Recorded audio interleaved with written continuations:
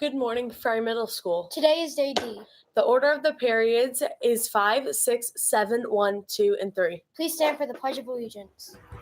I pledge allegiance to the flag of the United States of America and to the republic for which it stands, one nation, under God, indivisible, with liberty and justice for all. Please remain standing for a moment of silence.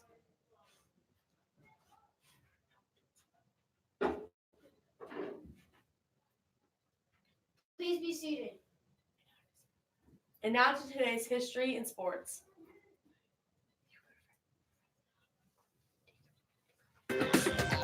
Here's a look at this day in history. November 25th. In 1963, John F. Kennedy's state funeral was held in Washington, and he was laid to rest at Arlington National Cemetery in Virginia. In 1999, Elian Gonzalez was rescued at sea. He would become the subject of an international custody battle between his relatives in Florida and his father in Cuba. In 2002, President George W. Bush signed a bill creating the Department of Homeland Security. It was the largest government reorganization in some 50 years. And in 1952, Agatha Christie's murder mystery, The Mousetrap, opened at London's Ambassador Theatre. It would become the world's longest-running play. At every curtain call, the murderer swears the audience to secrecy. So, who done it? You'll have to see for yourself. And that's this day in history.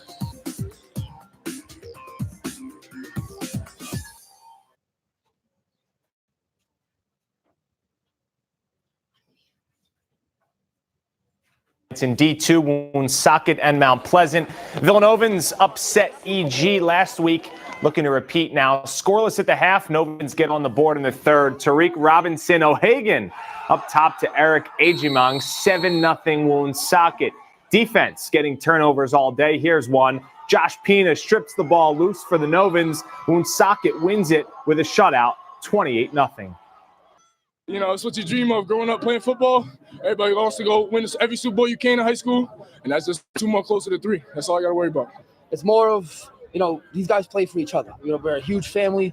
We stick together in and out, off the field, on the field, and we know that when push comes to shove, the man on the side of us is gonna back us up.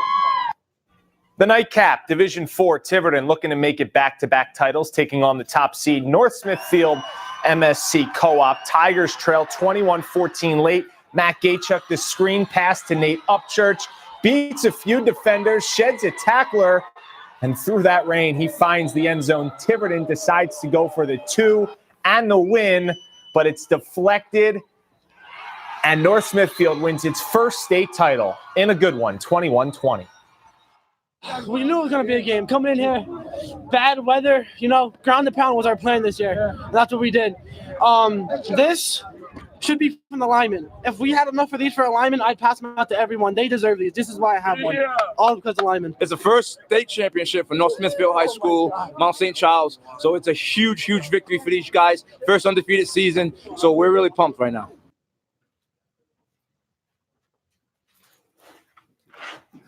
Hi, I'm Alicia Fortunati. And I'm Lucas Anderson. And you're watching Ferry Live. Today's weather is partly cloudy. The temperature is 41 degrees Fahrenheit. The humidity today is 72%. The wind is 9 miles per hour, and there is a 4% chance of rain. Today's lunch is scheduled as the following. First lunch is 8th graders with skills, math, world language, and geo skills. Second lunch is 6 blue and 6 white. Third lunch is 7 blue and 7 white. And fourth lunch is 8th grade with PE, art, and music. Today's lunch special is Dutch chicken pot pie served on a biscuit, beef gyro, Greek marinated vegetables, and fresh fruit and veggie bar. Yeah. Today's quote of the day is by Napoleon Hill. If you cannot do great things, do small things in a great way. Important information from the tech department. Please update your computer. The new version of Google Chrome is available. It is operating system 78. If you do not update your computer, some programs and apps may not work properly. Thank you. Attention students and teachers. There's a joke submission box in the library. If you would like to submit a joke for Fairy Live, please bring it down to this blue submission box. Thank you. The Scholastic Book Fair is here in November. The dates were last week, Thursday and Friday, and today, Monday, November 25th. Lots of great book titles and gift ideas are for sale. We are asking for every student to please give your styrofoam trays to the member of the green team every lunch. Yes, every lunch. If it is clean, please keep it clean and do the right thing. The earth thanks you. Today's joke of the day is,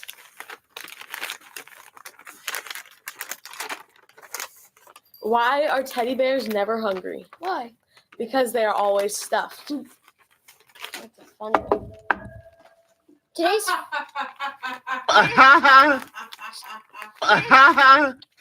fun fact. A crocodile cannot stick its tongue out. There are no items found throughout the building. Ferry, forever educating respectful, responsible individuals. That's all for today. I'm Alicia Fortunati. And I'm Lucas Anderson. We'll have more news for you next time. Until then, have a marvelous Monday.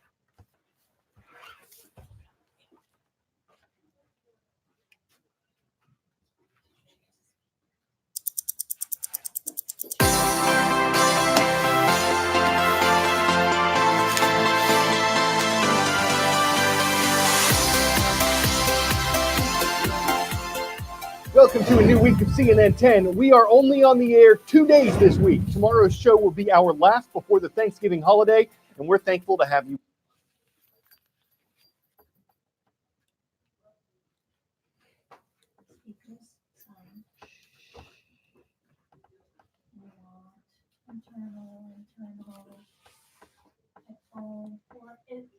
Lucas is headphone port, the one that has.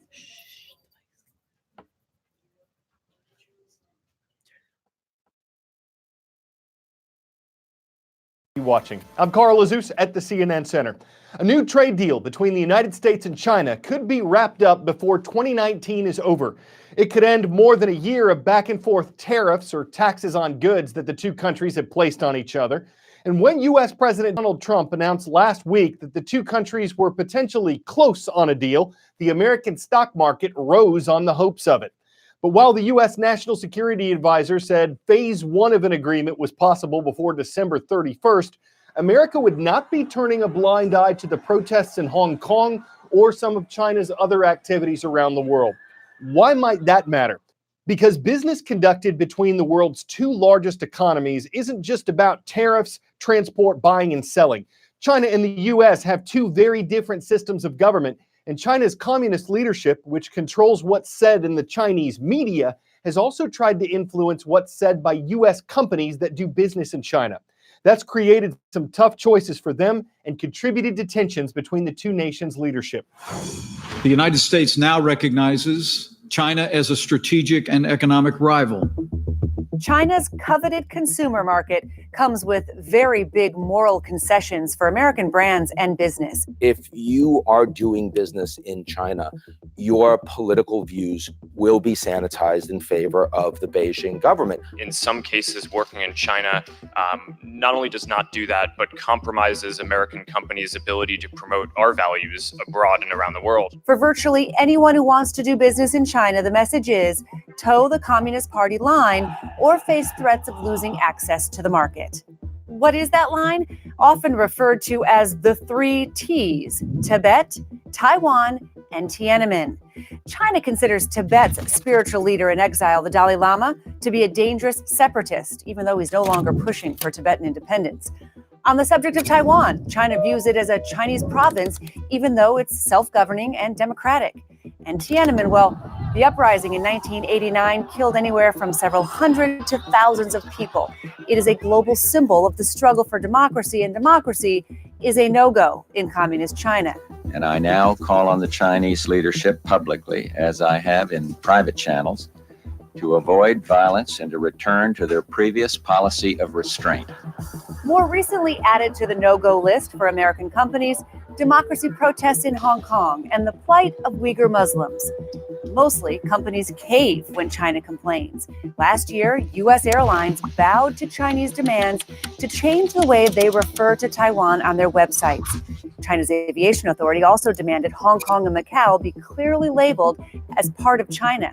The U.S. government called China's language police Orwellian nonsense. The pages of George Orwell's 1984 are coming to life there. The White House, in a statement, vowed to stand up for Americans, resisting efforts by the Chinese Communist Party to impose Chinese political correctness on American companies and citizens. But airlines obliged China.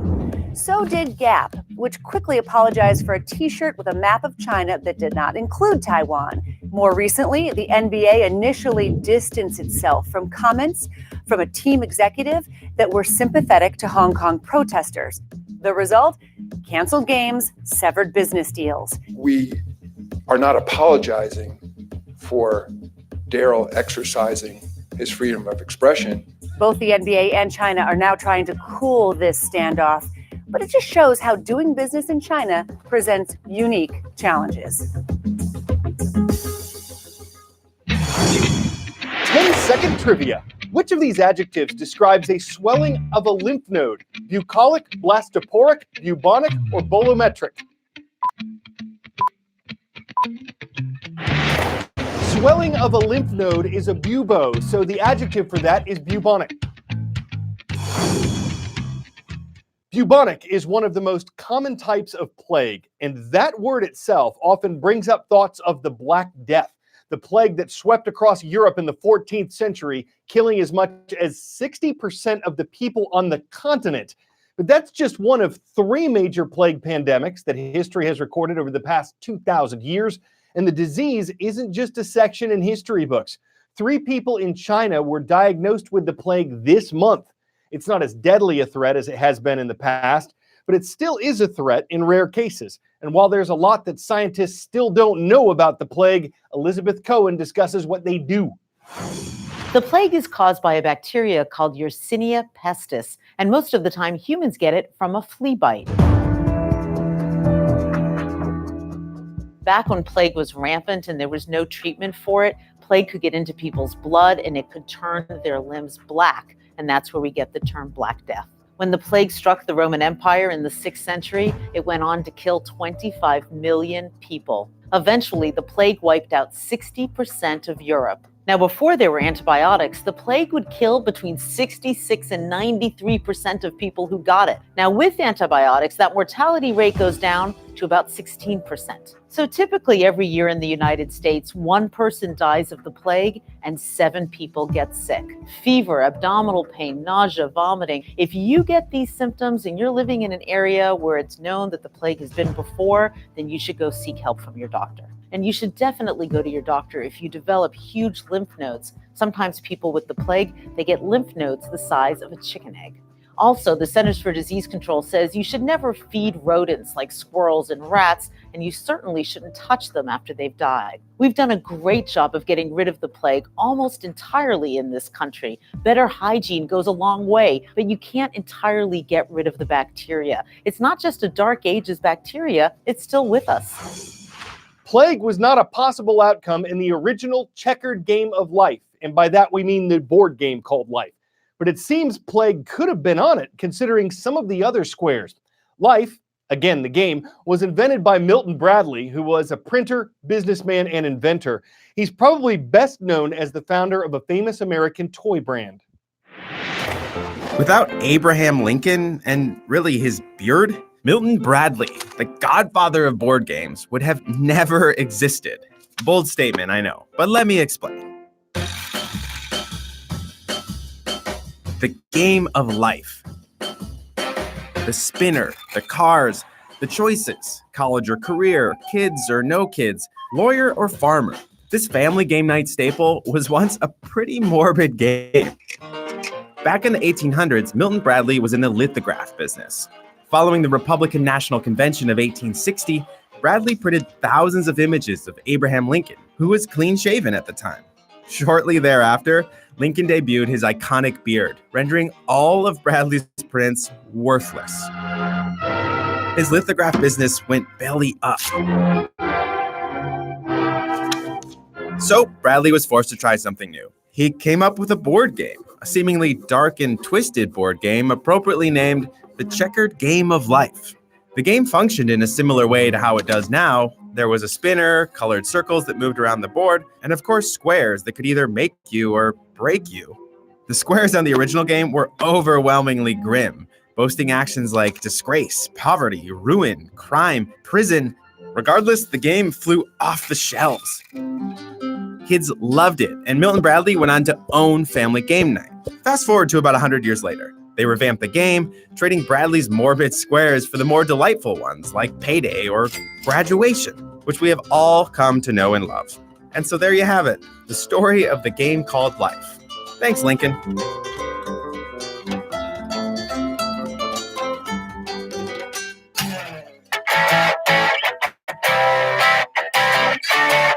A demonstration of strength reveals a weakness. This is the prototype of a new Cybertruck, which the Tesla Auto Company hopes to start selling in 2021.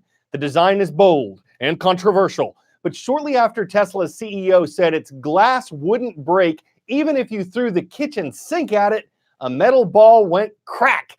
To be fair, it did not go through the window, but when the designer tried again on the rear window, oops.